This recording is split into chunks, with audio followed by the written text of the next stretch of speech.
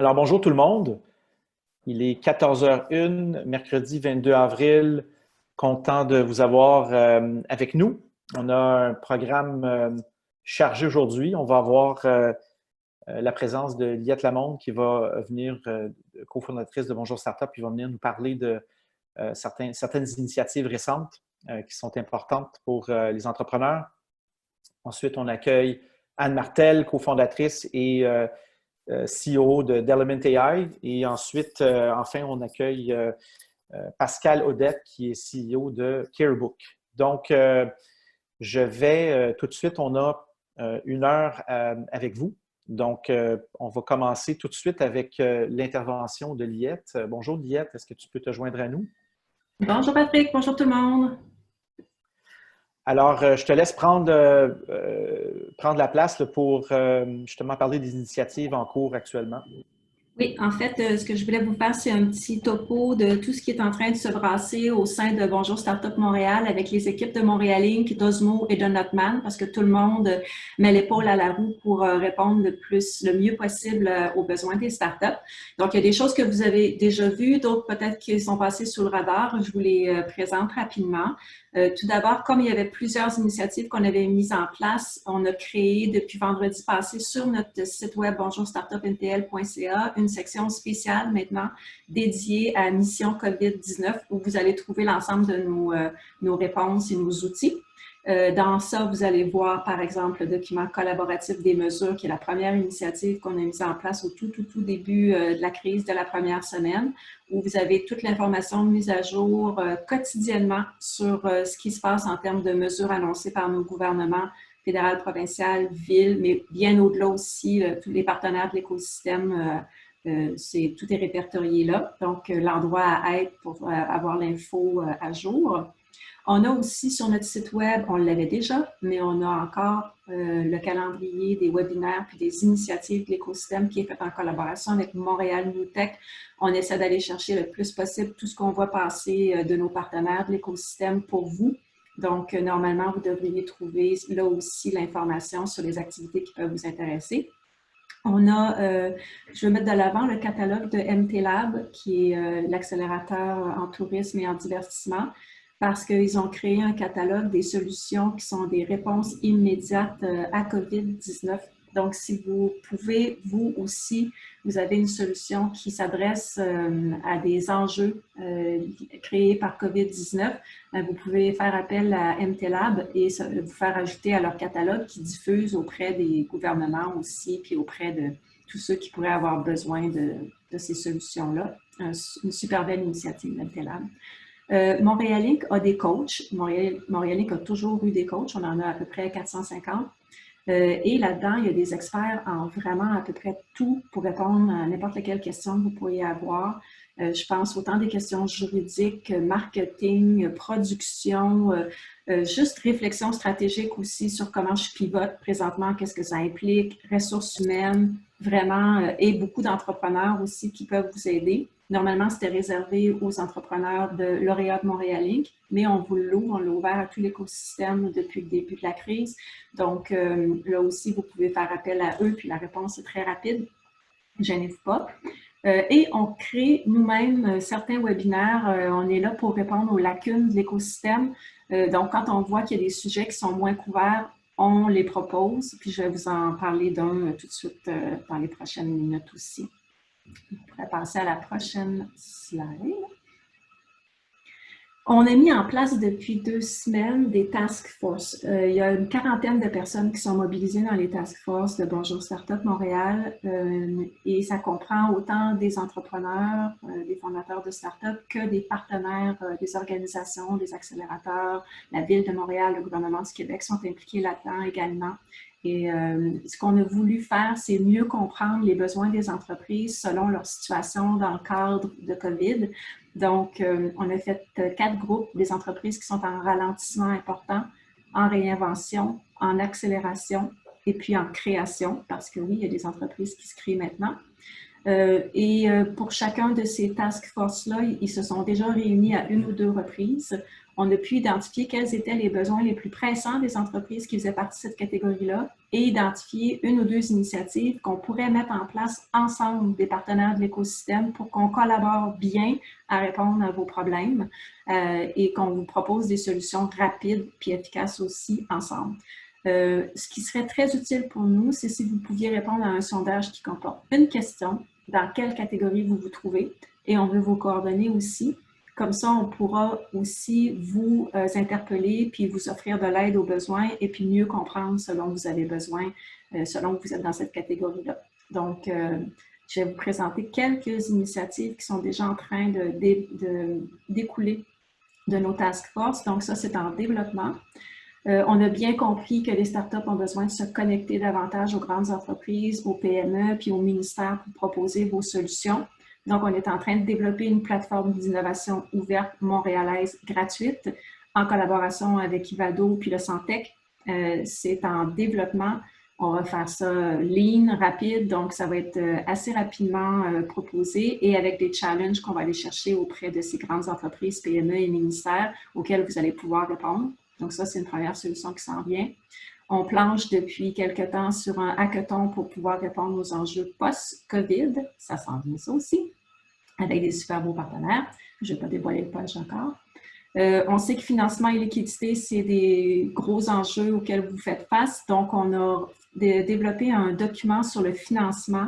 L'idée, c'est de regarder tous les financements qui existaient avant la crise, puis de faire une mise à jour de qu'est-ce qui est encore disponible, qu'est-ce qui ne l'est plus, en quoi les conditions ont changé, en quoi elles sont devenues plus favorables ou pas. Donc, ce financement-là, il est disponible depuis la semaine, ce document-là est disponible depuis la semaine passée. Vous pouvez le consulter, puis on continue à le mettre à jour parce qu'on n'a pas encore toute l'info.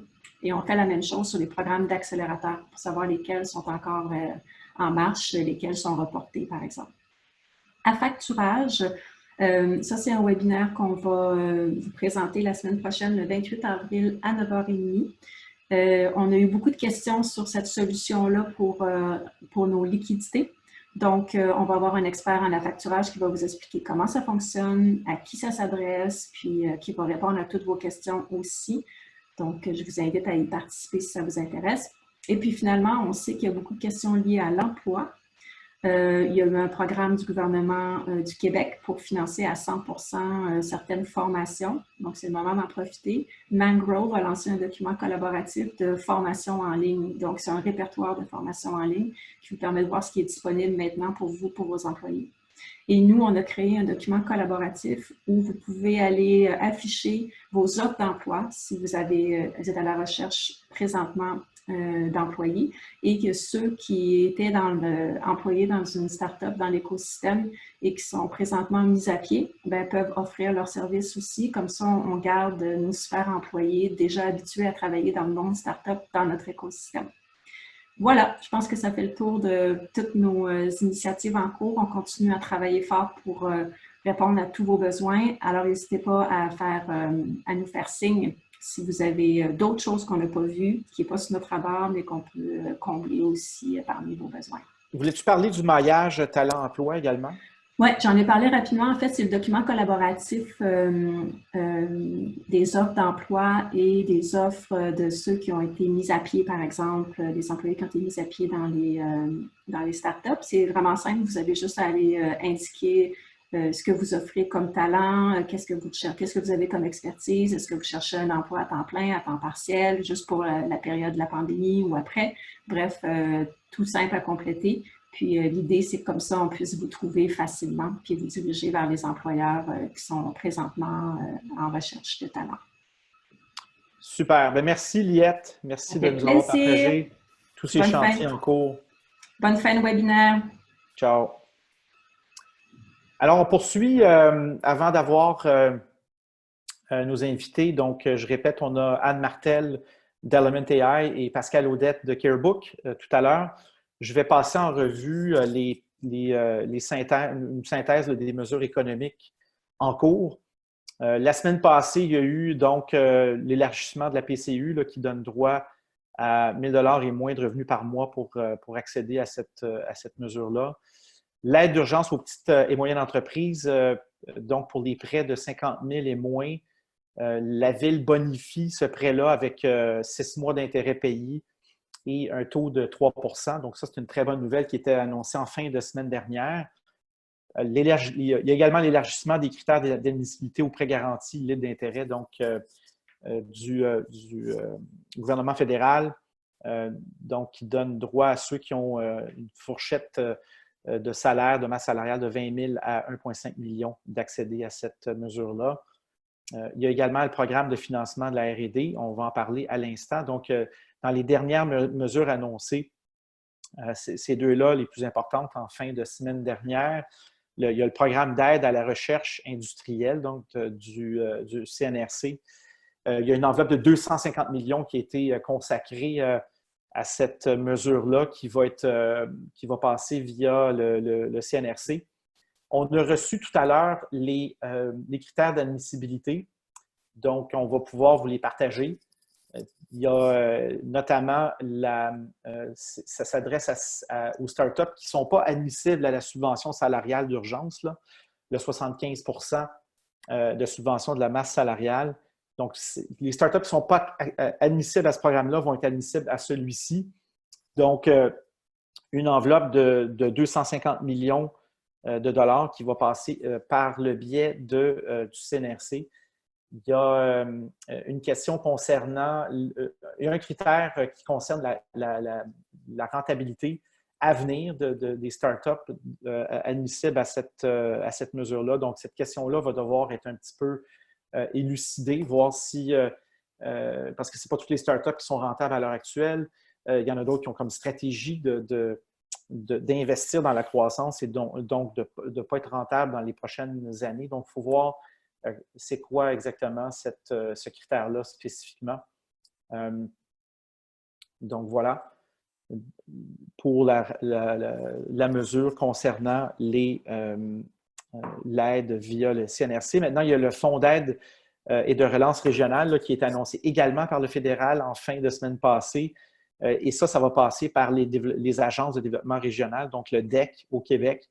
Il y a près d'1 milliard de dollars qui a été octroyé. On attend les détails de ce programme-là qui s'en viennent probablement cette semaine. Donc, ça aussi, c'est une très bonne nouvelle. Donc, il y a également une annonce qui a été faite pour Futurpreneurs, 20 millions pour appuyer les entreprises en démarrage. Il y a également l'aide aux entreprises autochtones, 306 millions, l'aide d'urgence du Canada pour le loyer commercial, détail à venir également, et une aide de 500 millions pour les arts et le sport amateur. Donc, ça, c'est les mesures qui ont été annoncées cette semaine. Des détails vont venir. Moi, ce que je vois, on parle à tous les paliers de gouvernement. Il y a vraiment une volonté d'aider les startups. Donc, il y a une compréhension aussi plus fine là, de ce que ça veut dire être une startup, puis des mesures qui doivent s'ajuster en conséquence. Donc, ça s'en vient. On est à l'affût de ça, donc soyez vigilants. Vous pouvez venir voir sur notre site, comme je vous l'ai indiqué dans les webinaires passés, sur le site web de Bonjour Startup. Il y a la liste de toutes les mesures disponibles aux startups sur le site de Bonjour Startup. Donc, poursuivons. On a dans les enjeux qui ont été soulevés par les entrepreneurs cette semaine. Je cherche cette slide-là. Essentiellement, donc les enjeux, les préoccupations par les entrepreneurs qui nous ont été communiquées au courant de la semaine concernant le cash flow, justement, l'affacturage, qui est une mesure qui revient de plus en plus, qui est un sujet de discussion qui revient de plus en plus. On est en train de regarder ça de notre côté, là, donc pour pouvoir bien comprendre l'affacturage et voir s'il y a des façons de donner accès aux entrepreneurs l'affacturage plus facilement. Donc, ça, c'est quelque chose qu'on va regarder au cours de la prochaine semaine et vous revenir là-dessus. Donc, pour ce qui concerne le cash flow. Donc, on a Pascal Audette qui est avec nous. On pensait commencer avec Anne, mais on pourra enchaîner tout de suite avec Pascal. Donc, je vous la présente à l'instant. Donc, Pascal Audette est CEO de Carebook Technologies. Et on va parler de son pivot, qu'elle fait depuis la crise du COVID. Il y a des opportunités importantes qui se sont présentées à elle. Donc, je vous la présente. Je vais arrêter le partage d'écran, comme ça on va pouvoir se mettre en vidéo. Bonjour Pascal, merci d'être là avec nous aujourd'hui. Oui, là, tu es en mute. Il faut juste que tu vas en bas à gauche. Attends, est-ce que je peux te démuter moi-même de mon côté?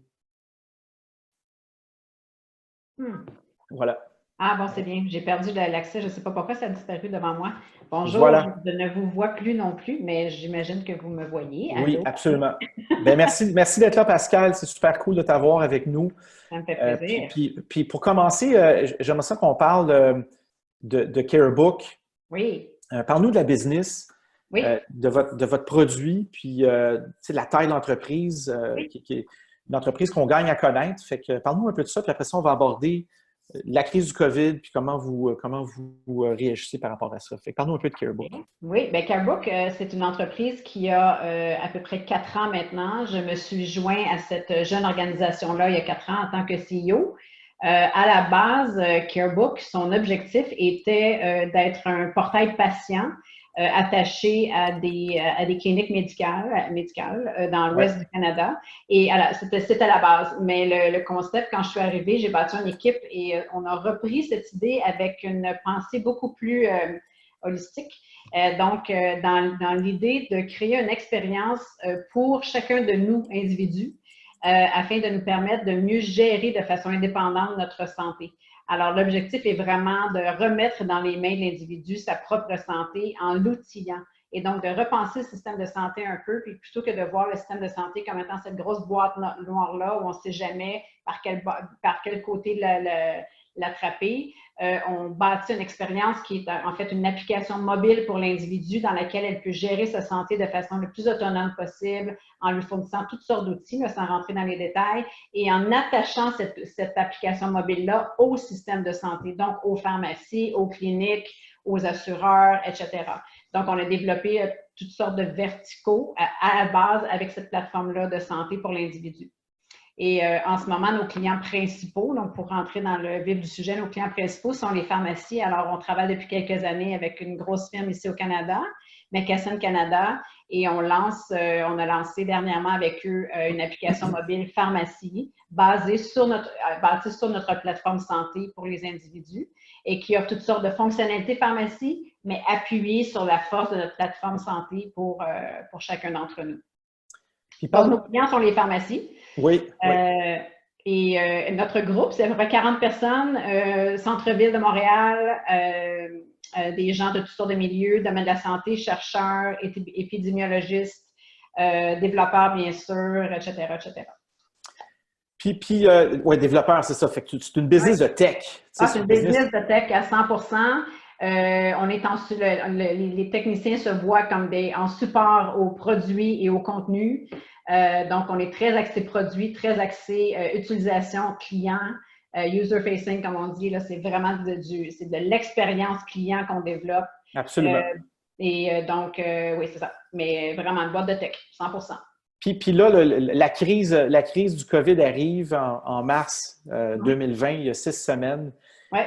Et il y a certaines business qui en profitent. Toi, tu en fais partie. Il y a plein de secteurs d'industrie qui sont en trouble actuellement. Ouais. Mais toi, ton secteur a connu un boom. Mm-hmm. Parle-nous de ça. Parle-nous de ce qui se produit depuis 6 semaines, puis comment ça s'est en train de transformer de façon importante ton entreprise. Oui, c'est vraiment spécial ce qui se passe. Je ne suis pas sûre qu'on a tout compris ce que ça va avoir comme impact long terme. On est encore en train de l'analyser. Mais ce qui est arrivé, en fait, c'est que juste avant que la pandémie nous arrive en plein visage, en début mars, on avait déjà commencé à explorer une technologie qui est important que je le mentionne parce que c'est ça le pilier pas mal de la solution qu'on a été capable et pourquoi on a été capable de faire un pivot comme on a fait là. La technologie, c'est une technologie vraiment très innovatrice qui permet, à travers un écran, à partir pas de l'écran, mais de la caméra du téléphone, pardon, de prendre tes signes vitaux. Alors, tu peux t'imaginer comment c'est innovateur parce qu'on vient, c'est pas nous, c'est pas à nous cette technologie-là, c'est une technologie d'un third party, c'est vraiment un développeur autre d'un autre pays en fait, qui nous donne son SDK qu'on a intégré dans notre plateforme. Alors, j'avais déjà commencé à jouer avec cet outil-là qui est super pertinent dans notre domaine et à l'intégrer dans notre plateforme. Et on avait commencé à jouer avec l'idée que, bon, ça prend ton heart, ça prend ton rythme cardiaque, ça prend ton niveau d'oxygénation dans le sang, etc. On le testait, les études sont super concluantes et tout ça. Et là, arrive la COVID, on parle avec nos médecins, on parle avec des médecins du Jewish General Hospital qui nous parlent que les 3 signes vitaux très importants qui peuvent aider à détecter des risques. On n'est pas devenu tout à coup une application mobile qui te permet de détecter si tu es atteint ou pas du COVID, mais ça t'aide à analyser ton niveau de risque par contre. Ouais. Et donc, les 3 signes vitaux importants sont justement la respiration, ton niveau de respiration à la minute, ton niveau de respiration, ton niveau ton rythme cardiaque et ton niveau d'oxygène dans le sang. En plus, est-ce que tu fais de la température? Donc, ces 4 signes vitaux-là, si on veut, 3 signes vitaux plus la température, sont vraiment des indicateurs que tu as une défaillance respiratoire, etc. Donc, tout à coup, on réalise que cette technologie-là qu'on vient d'intégrer dans notre plateforme est en fait super important. Et donc, on a pris notre plateforme qu'on a en ce moment avec toutes les fonctionnalités existantes et on a fait vraiment on l'a comme re-wrappé autour de COVID. On a créé un nouveau brand. On va lancer l'application dans les semaines qui viennent. Ça va s'appeler Ma Santé COVID-19. Et c'est vraiment 3 étapes. Donc, la première étape, c'est qu'on prend un compte rendu de tes symptômes actuels. Est-ce que tu as des symptômes? As-tu voyagé? Bon, les questionnaires qu'on a vus très réguliers autour de nous, il y en a eu un paquet là, qui ont sorti.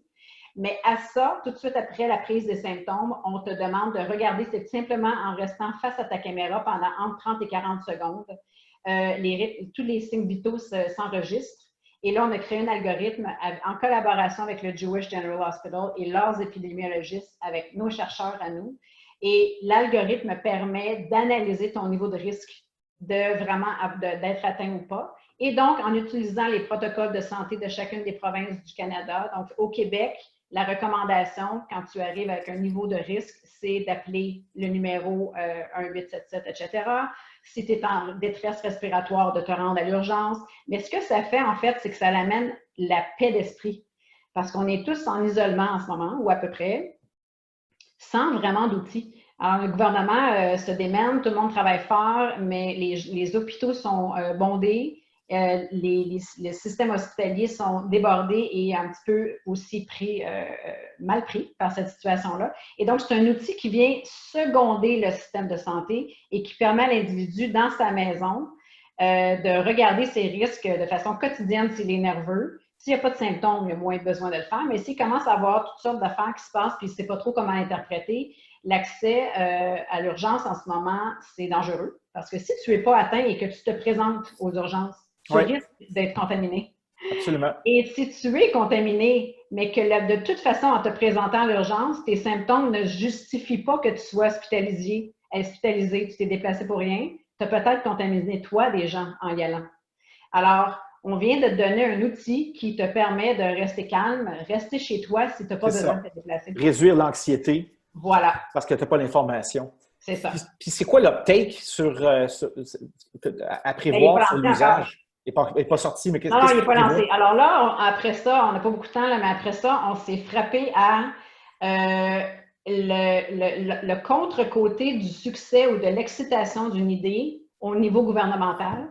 Alors, tout le monde s'est garoché, je m'excuse de l'expression, pour pouvoir pour pouvoir avoir accès et pouvoir promouvoir cette application-là. On est super content de ça. Et là, tombe tout le côté des lois, des règles, etc., pour qu'eux puissent vraiment, les gouvernements, et c'est ce qu'on veut, c'est que ça soit dans les mains de tous les concitoyens le plus vite possible, gratuitement. Alors, on veut que les gouvernements payent pour ça, et c'est normal, et ils veulent bien le faire, mais là, on est obligé de rajouter quelques semaines d'études supplémentaires sur cette technologie-là pour avoir vraiment un bon backup pour pouvoir dire vraiment, on y va avec cette application-là. Et donc, c'est là qu'on en est, mais c'est vraiment très excitant. Et le futur de ça, on est déjà en exploration pour plusieurs autres marchés en dehors du Canada qui ont montré de l'intérêt. Ah oui, hein? Mhm. Spécifiquement en lien avec le COVID, j'imagine. 100% pour l'instant, oui. Ah Oui, oui. oui. Oui. Quel marché? Peux-tu nous en parler? La Grèce, l'Australie et d'autres. Puis ça, c'est de la demande qui est venue inbound, là. C'est des gens qui ont... Inbound, parce que oui, il y a quelques semaines, il y a des articles qui ont sorti un petit peu tôt, un petit peu avant qu'on soit prêt, mais c'est comme ça, des fois, on ne contrôle pas toujours la communication.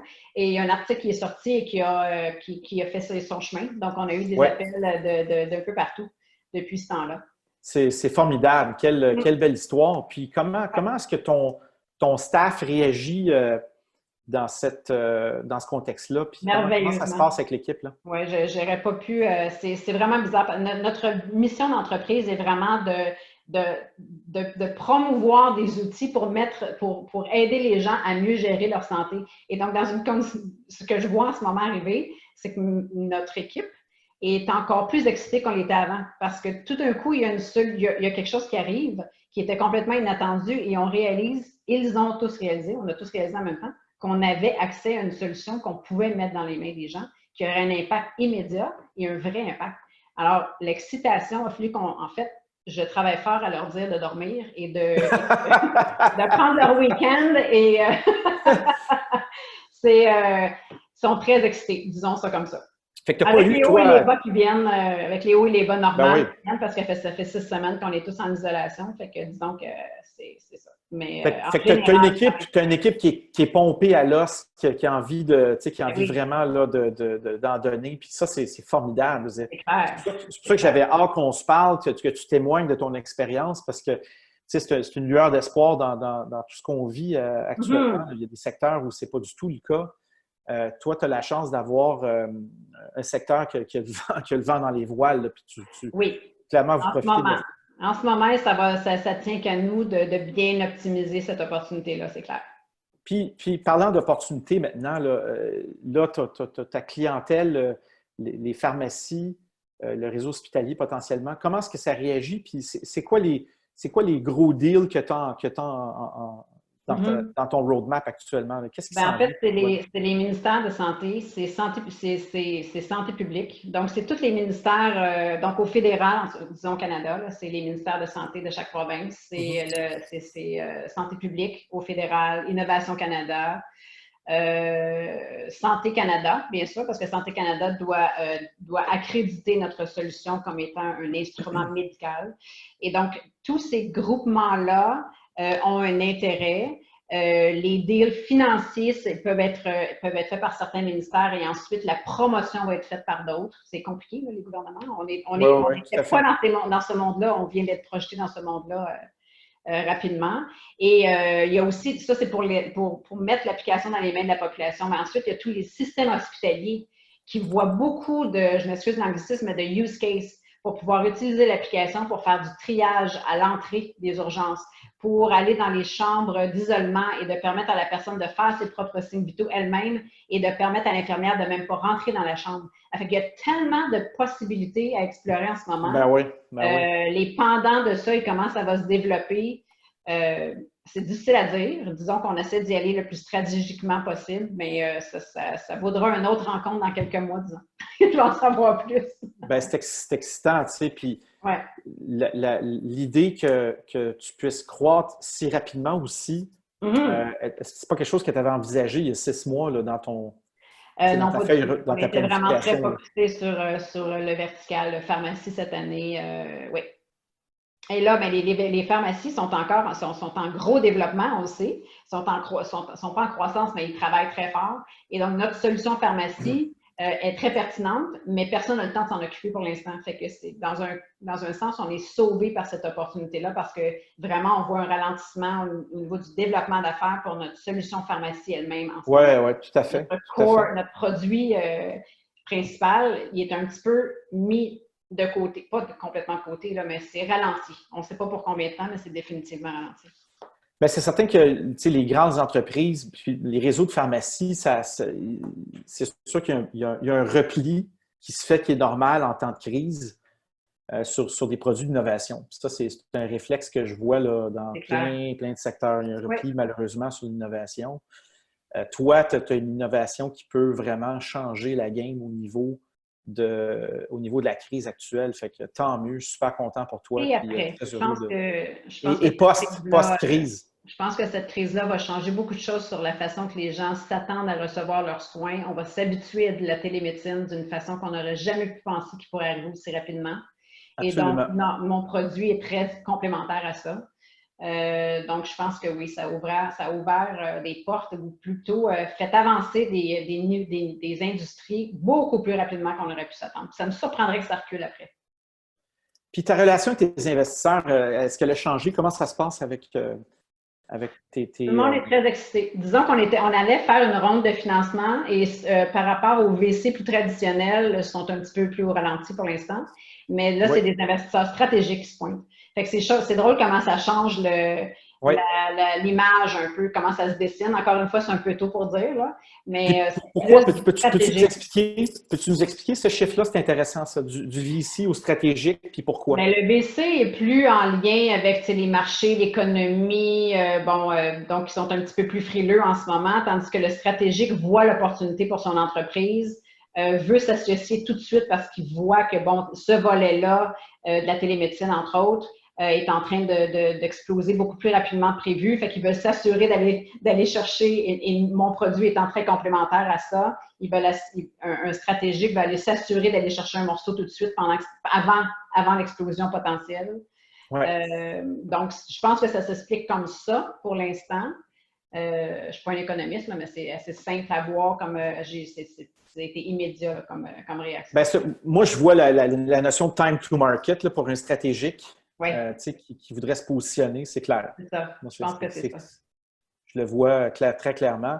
Ouais. Une autre question qui me vient à l'esprit, tu as une équipe qui est enthousiasmée, ça va bien, vous avez le vent dans les voiles. Le télétravail, comment ça marche? Parce que, nous autres, on en fait tous, puis c'est pas évident. Parle-moi un peu de ça, puis comment tu réussis à souder l'équipe. Une équipe qui est très soudée, là. Une équipe de management qui est soudée. Comment ça marche? On est une quarantaine de personnes qui faisaient déjà du télétravail. On avait déjà les outils, donc il n'y a rien de nouveau pour nous. Ce qui est nouveau, c'est que c'est tout le monde, puis c'est tout le temps. Mais on était déjà équipés et tout le monde avait déjà des habitudes de prise avant. Donc, on avait déjà une politique d'entreprise. Les jeudis chez nous, c'est des jeudis no meetings. Et donc, les gens prenaient souvent l'opportunité de travailler de chez eux. De ne pas se déplacer, moins de trafic cette journée-là, etc. Donc, on avait déjà ça d'installer. Il n'y a rien de nouveau pour nous. Par contre, ce qu'on a mis en place, c'est beaucoup plus de points de… Par exemple, avant, je faisais des points des mises au point ou des rencontres mensuelles pour tous les employés. Je les fais aux 2 semaines maintenant pour être sûr que je connecte plus. On a un outil pour aller vérifier le niveau de satisfaction de nos employés, leur niveau de bonheur, etc. Vous utilisez quoi? C'est Office Vibe. Oui. Qu'on adore. Et là-dessus, j'ai fait un questionnaire spécial qui permet aux gens de me poser des questions personnelles, confidentielles, quand ils veulent. Je reçois toutes sortes de questions. Très peu de stress, en fait. Et de façon bizarre, notre pourcentage de satisfaction générale a augmenté d'1 point. Parce que de la misère à comprendre, là, mais pour l'instant, c'est comme ça. Mais je pense que c'est relié à l'excitation du projet pour lequel on travaille. Oui. Et donc, pour revenir au télétravail, on leur envoie des petits cadeaux pas chers. On sauve sur les snacks. Alors, on leur envoyait des petits cadeaux. Excellent. Donc, c'est ça. On fait des meetings à tous les mercredis. D'habitude, on fait on fait un bagel breakfast au bureau. Ben là, on est tous séparés, mais ce matin, quand même, à 8h30, on était avec nos toasts et notre café en ligne. Les 40. On n'était pas 40, en fait. Il y en avait moins ce matin, là, mais… Donc, on continue nos habitudes, mais de façon virtuelle. Ça se passe assez bien quand même. OK. Donc, merci pour tout ça. J'ai une question ou deux. Il y a Ming Yang qui avait une question. Donc, bonjour. Comment marche votre intégration avec les pharmacies, seulement avec celles qui utilisent déjà la plateforme de TELUS? Seulement avec celles qui utilisent déjà la plateforme de TELUS. Peut-être, Ming, te mettre… Je peux répondre. J'ai une idée de où est-ce qu'il s'en va avec ça. Fait que notre solution, c'est une solution qui s'adresse à l'usager, donc aux patients ou aux clients de la pharmacie. Et on est intégré sur le, je ne sais pas comment ça se dit en français, le dispensing system. Donc, la solution pharmacie que le pharmacien utilise pour gérer les prescriptions et tout ça. Nous, on est attaché à ça, on est intégré. Et donc, à travers cette intégration-là, on est capable de faire du push-pull, donc de tirer les prescriptions, de faire les renouvellements automatiques, etc., parce qu'on est intégré dans la solution pharmacie de TELUS, mais il y en a d'autres.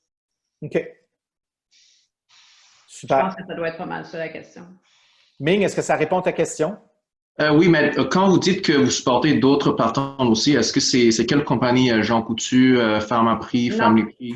Non, c'est McKesson Canada a plusieurs bannières très OK, donc juste de McKesson. Oui, il y a à peu près OK. 8 bannières. Ils sont à peu près le tiers des pharmacies canadiennes, mais malheureusement très peu au Québec. Alors, on ne les connaît pas beaucoup au Québec, dont Rexall, etc. Là, mais c'est surtout en dehors du Québec. Merci beaucoup. Merci, Ming. Une autre question de Richard Forçant.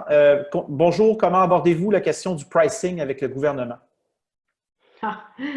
Elle est bonne. C'est bonne, celle-là. Oui, elle est très bonne. Merci, Richard.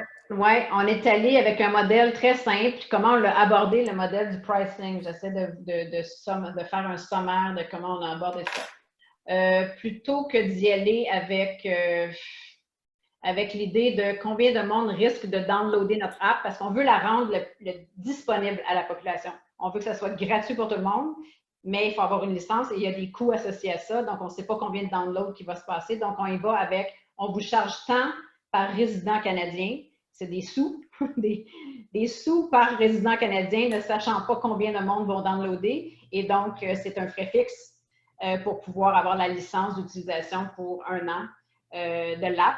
Et ça vient aussi avec le fait qu'eux doivent s'engager à la promouvoir. Parce que nous, on ne veut pas non plus être ceux qui doivent promouvoir cette application-là et qu'elle se démarque. Donc, il faut que le fait de prendre une licence et de payer pour, c'est une chose pour le gouvernement, mais ça vient avec aussi le devoir de la promouvoir auprès de leurs autorités et qu'ils en parlent à la population.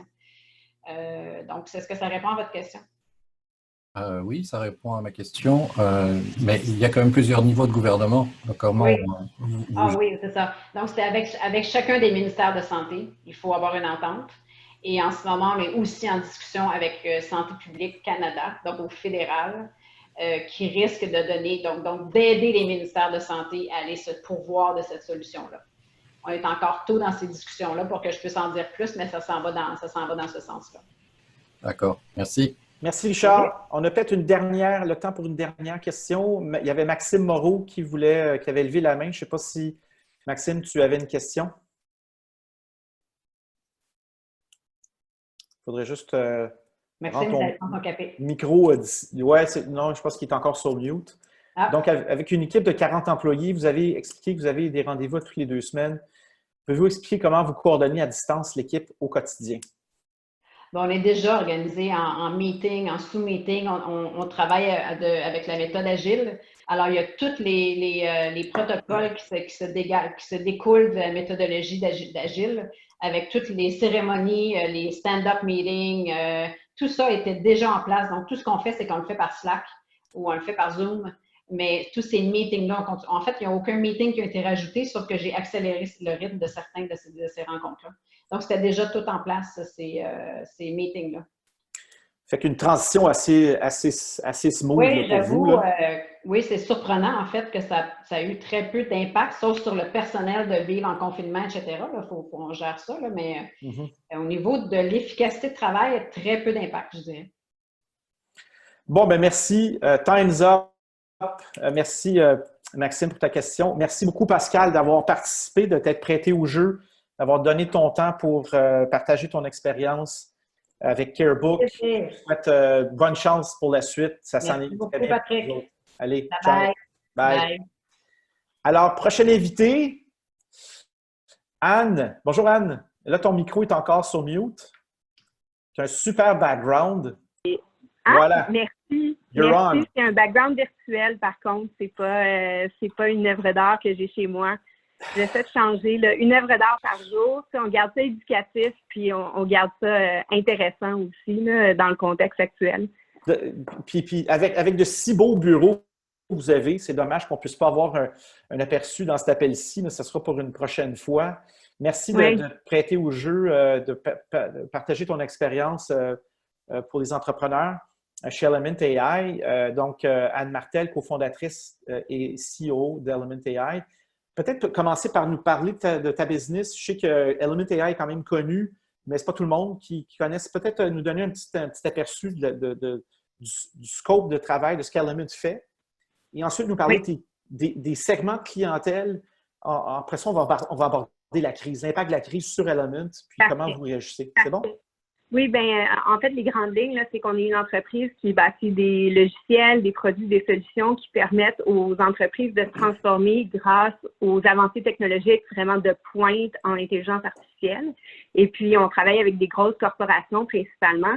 Et l'étendue des domaines est assez vaste. Donc, on adresse là, les industries manufacturières, la chaîne de logistique, les industries pharmaceutiques, les services financiers, le domaine de l'assurance, la vente de détail. Donc, un spectre très, très, très, très large. Et puis, nos produits s'adressent à des problèmes spécifiques auxquels vont faire face les entreprises dans chacune de ces industries-là. Et puis, l'objectif est toujours le même, c'est de leur permettre de faciliter les processus de prise de décision complexes, tout dépendamment du cas d'usage. Cool. Et peut-être nous parler maintenant de tes clients, les segments de clients que vous adressez, là, les verticaux, puis les clientèles là, à qui vous adressez. Oui. Donc, services financiers, ça peut être aussi spécifique que de l'aide à la gestion de portefeuille, en assurance, l'automatisation, de certaines réclamations d'assurance. Donc, plein de processus comme ça à l'intérieur des entreprises qui ont besoin d'automatisation, qui ont besoin de collecte de données de sources différentes. Et puis, c'est ça, on aide dans les processus de décision du début à la fin.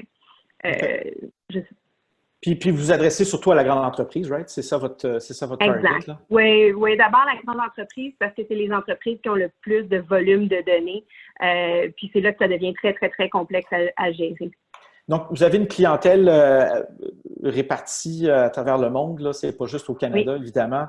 Les États-Unis, l'Asie, vous avez un bureau à Singapour. Peut-être nous parler de la réaction des différents, par rapport à la crise, des différents segments de clients là, au niveau géographique. C'est quoi le feedback de la clientèle en Asie versus l'Amérique du Nord? Comment ça se passe, là, la crise? Donc, nous, c'est ça, on est vraiment, on vit cette crise-là, en fait, depuis Noël. On a commencé déjà pendant le congé de Noël à parler à nos bureaux, principalement là, à Singapour, en Asie. On voyait qu'il y avait une crise qui s'annonçait. On ne savait pas l'ampleur que ça allait avoir, mais évidemment, c'est une région qui a été affectée par le H1N1, par le SARS, donc très habituée à gérer des débuts de pandémie comme ça. Et puis, les clients étaient très réceptifs déjà au tout début de la crise. Alors, l'Asie a commencé à travailler, à faire du télétravail, puis à se refermer dès, si je ne m'abuse, la fin janvier. Donc, on vivait déjà cette crise-là à Singapour et puis quelques semaines plus tard en Corée. Les clients ont été évidemment très réceptifs à cette transition-là parce que normalement, on est dans un domaine où le contact client, le contact physique en personne est très important. Mais étant donné l'historique de ce qu'ils ont vécu, ils ont été capables quand même de transitionner aussi rapidement. Donc, de ce côté-là, point de vue relation client, on n'a pas vu beaucoup d'impact. Mais évidemment, en termes de projet, puis de désir d'investir dans l'innovation, mais c'est certain que là, il y a eu certains impacts, des projets retardés ou même des projets devancés aussi.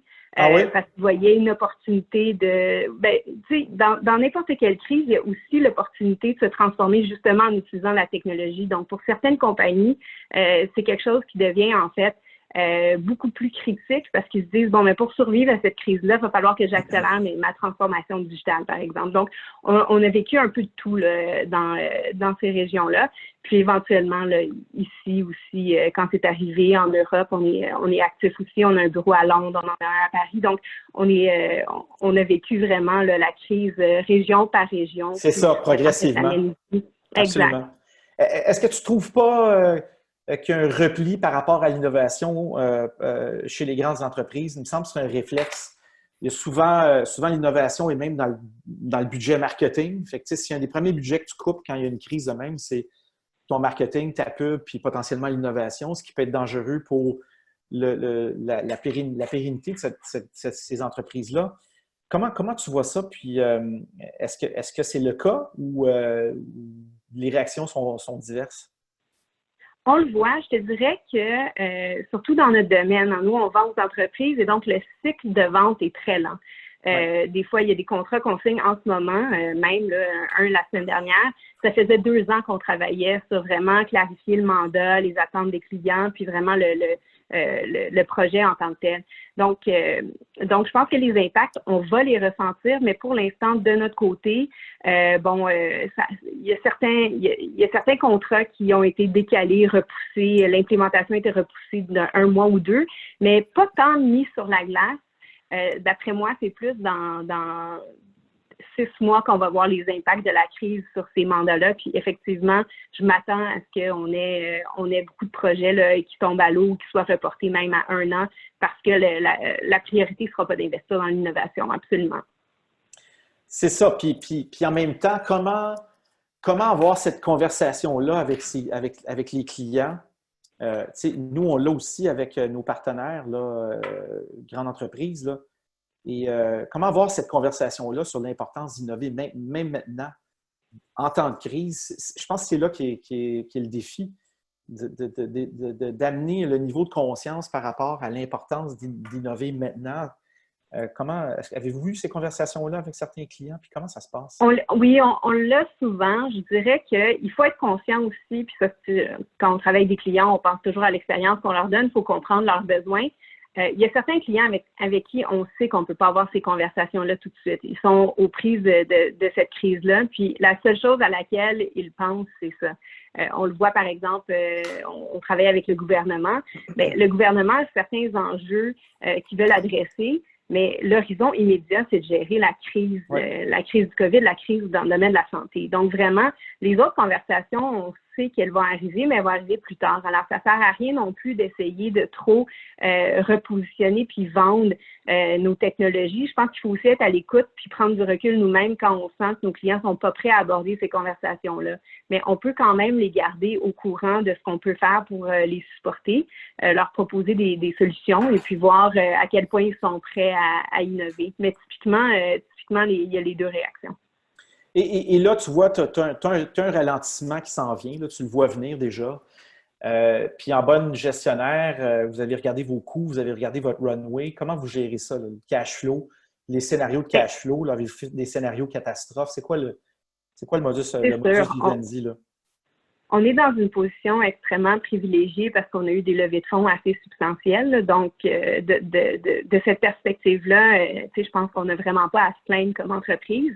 Ceci dit, on était dans un marché haussier, donc on avait une attitude très agressive, très bullish dans le marché dans lequel on était. C'est certain que quand une crise frappe, puis il y a une crise économique aussi, pas juste une pandémie, quand il y a une crise économique, on ne peut plus avoir la même attitude. Donc, on a regardé exactement ce que tu disais, chaque poste de dépense, on a évalué vraiment l'origine de tous nos coûts.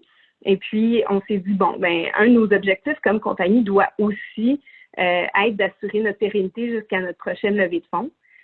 Donc, il faut s'ajuster. On ne pourra pas nécessairement la faire aussi rapidement qu'on voulait et donc, il faut se rendre un petit peu plus loin. Et puis, on a révisé nos coûts. On a dû faire quelques réductions là aussi au niveau du personnel. On s'est vraiment ajusté pour s'assurer qu'on se donnait assez d'air puis assez de temps pour passer au travers de la crise. On a été très chanceux parce qu'on ne travaille pas nécessairement avec des consommateurs directement et donc, on n'a pas été aussi impacté que d'autres entreprises là, en technologie qu'on connaît bien. Mais c'est certain qu'on n'a pas le choix d'avoir une approche qui est plus conservatrice puis prudente dans le marché dans lequel on se trouve. Puis avez-vous eu à faire des mises à pied récemment? Oui, on a dû faire des mises à pied. On a dû faire des mises à pied la semaine dernière. C'est toujours des décisions qui sont crève-cœur et puis ça s'est fait, je pense, avec beaucoup de respect et de compréhension de la part des employés. C'est pas c'était des ajustements là. Je peux pas me comparer à d'autres compagnies qui ont vu la moitié là, de leur effectif réduit. On n'est vraiment pas dans ces eaux-là. Mais ceci dit, on a dû quand même s'assurer qu'on se gardait assez d'argent puis de liquidité pour subvenir à nos besoins pour quelques années. Puis ça, c'est sûr que c'est toujours crève-cœur. Là. On a eu d'autres témoignages d'entrepreneurs ici dans notre webinaire. Puis après ça, c'est de garder le lien d'emploi potentiellement avec certains. Parce que vous avez quand même embauché du monde hautement qualifié. Là, on a des PhD là-dedans, des gens, des Oui. expats, des gens qui viennent d'ailleurs. Quand même un niveau de complexité là, à gérer. Puis comment ça se passe le moral de l'équipe maintenant là, pour traverser cette crise-là? Comment est-ce qu'on mobilise cette gang-là à travers la crise? Disons que les dernières semaines ont été très difficiles justement à cause des mises à pied. C'est des amis, des collègues qui quittent. Donc, c'est certain que à ce niveau-là, ça a été des semaines difficiles. Par contre, ça s'est vécu avec beaucoup d'entraide, beaucoup de support. Je pense que, tu sais, comme équipe de management, de leadership, on a eu beaucoup de chance, on a été épaulés, supportés dans nos décisions. Mais c'est certain que professionnellement, je pense que pour toute l'équipe, ça a été parmi les semaines les plus difficiles de nos vies professionnelles. Là, on ne se le cachera pas. Mais les équipes ont vraiment, je pense, compris la rationnelle, compris le message. Je pense qu'on l'a aussi beaucoup et bien communiqué pour être certain que tout le monde comprenait vraiment l'intention derrière ça. Puis ce qu'on a vu à la suite de tout ça, c'était beaucoup de support puis de collaboration avec les employés qui restaient, mais aussi beaucoup d'empathie pour ceux qui quittaient. Donc, ça a donné lieu aussi à des beaux moments. Je pense que ultimement, on va être plus fort, mais c'est certain que c'est quelque chose qui est très dur là, pour l'entreprise. Puis pour la gang qui reste, c'est quoi le message clé que vous leur transmettez là, pour la suite? Là, de 12, les 12 prochains mois, là, comment ça regarde? C'est quoi le message qu'on donne? Parce que c'est ça aussi qui est important, c'est pour ceux qui restent aussi. Comment est-ce qu'on leur donne cette clarté de vision puis cet espoir?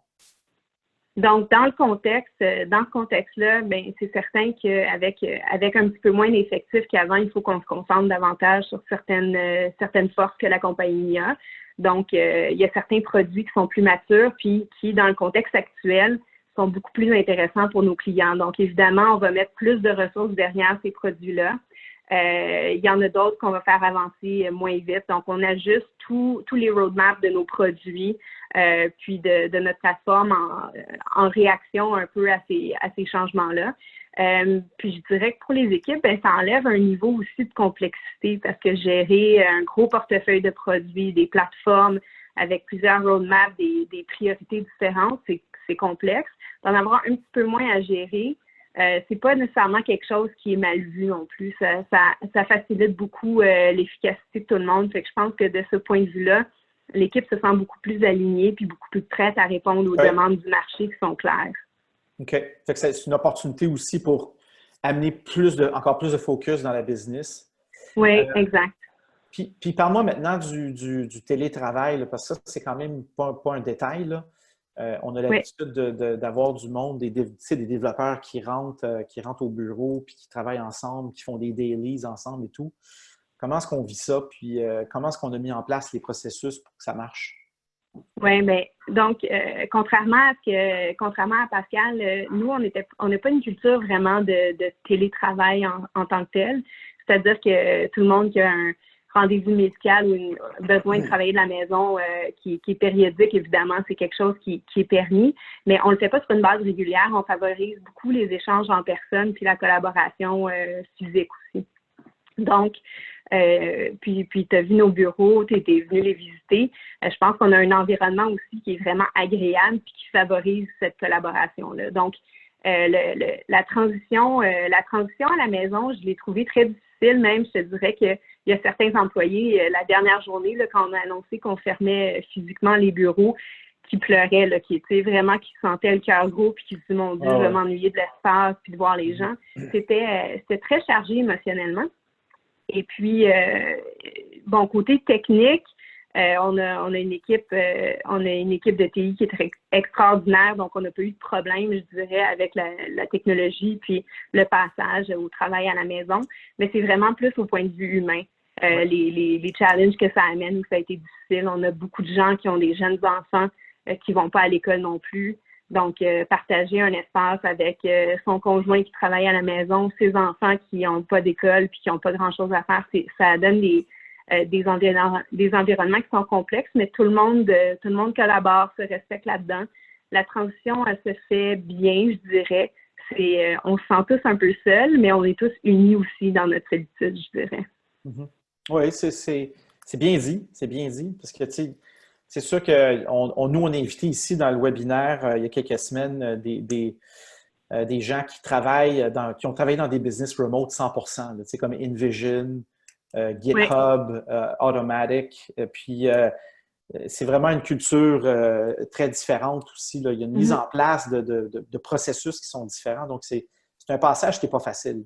Puis même pour une business high-tech comme la vôtre, de passer d'un bureau qui a été pensé en fonction de la collaboration à on est tous à la maison, chacun de notre côté, c'est quand même un clash. Fait que merci de nous partager cette voulais-tu rajouter quelque chose par rapport à ça? Non, mais j'allais juste en fait mentionner que autant c'est difficile, autant comme entreprise, on sent un grand sentiment de responsabilité sociale. Puis je pense que tu as interagi avec certaines de nos équipes. On a beaucoup d'initiatives dans ce sens-là. On veut supporter les transformations digitales, mais aussi l'impact que ça va avoir sur la société. Puis la façon dont je pense qu'on se console dans ce contexte-ci, c'est qu'on se dit on a la possibilité de travailler de la maison. Puis c'est plus facile pour nous que pour d'autres entreprises. Et puis, on a tous un devoir aussi d'essayer d'aplanir la courbe puis de faire notre part. Fait que je pense que c'est ce qui nous console un peu là-dedans. C'est qu'on se dit, au moins, on contribue ça à la société. Tu sais. Absolument. Absolument. Écoute, time's up, Anne. Merci d'avoir participé généreusement, donné ton temps pour partager l'expérience avec les autres entrepreneurs. Et je te dis à très bientôt. Merci. Merci. Ciao. Bye. Je vais poursuivre avec les derniers mots, les mots de la fin. Il nous reste 2-3 minutes. Donc, c'était Anne Martel, cofondatrice d'Element AI, qui est avec nous. Vous avez accès donc à la présentation sur notre site web. Je parlais des préoccupations des entrepreneurs tout à l'heure, gestion de cash flow. On a parlé de la facturage. Il va y avoir un webinaire sur la question la semaine prochaine, sur la question de la facturage et les autres sources de financement. Donc, vous avez le lien dans la présentation qui vous donne accès aux autres sources de financement. Les autres préoccupations sont évidemment le réseautage en période d'isolement pas évident pour les entrepreneurs. Donc, j'encourage les entrepreneurs vraiment à participer aux webinaires, aux activités qui sont proposées par les divers groupes de soutien de l'écosystème. Très important de participer à l'Agora, dans l'Agora des entrepreneurs. Donc, les différents accélérateurs, incubateurs, Bonjour Startup Montréal, Montréal Inc., Santec, MT Lab et autres. Là, je ne peux pas tous les nommer, mais il y a un bon nombre de webinaires qui sont mis à votre disposition pour vous assister dans cette transition-là avec la crise. Donc, les préoccupations des entrepreneurs de cette semaine, là, on les aborde dans certains de ces webinaires. Donc, pour aller plus loin, comme on le mentionnait, la semaine prochaine, il y a plusieurs événements. Il y a évidemment le nôtre le 29 avril, mercredi 29 à 14h. Je vous invite à y assister. Il y a encore une fois les coachs de Montréal Inc. qui sont disponibles. Il y a notre FAQ sur le site de Bonjour Startup. Il y a la page web avec la liste des mesures gouvernementales. Le document collaboratif qui est un Google Sheet où on met l'ensemble des mesures et auxquelles contribuent les entrepreneurs et d'autres acteurs de l'écosystème et diverses ressources et programmes financiers actualisés. Donc, je vous laisse là-dessus. N'oubliez pas que vous pouvez joindre la communauté Bonjour Startup sur notre chaîne Slack. Donc, puis on a même un canal spécifiquement sur la COVID et ce qui met fin à notre webinaire d'aujourd'hui. Je vous remercie d'avoir participé encore une fois à cette 6e édition. Donc, c'est la 6e semaine de la crise du COVID et je vous dis à la semaine prochaine. Merci tout le monde. Au revoir.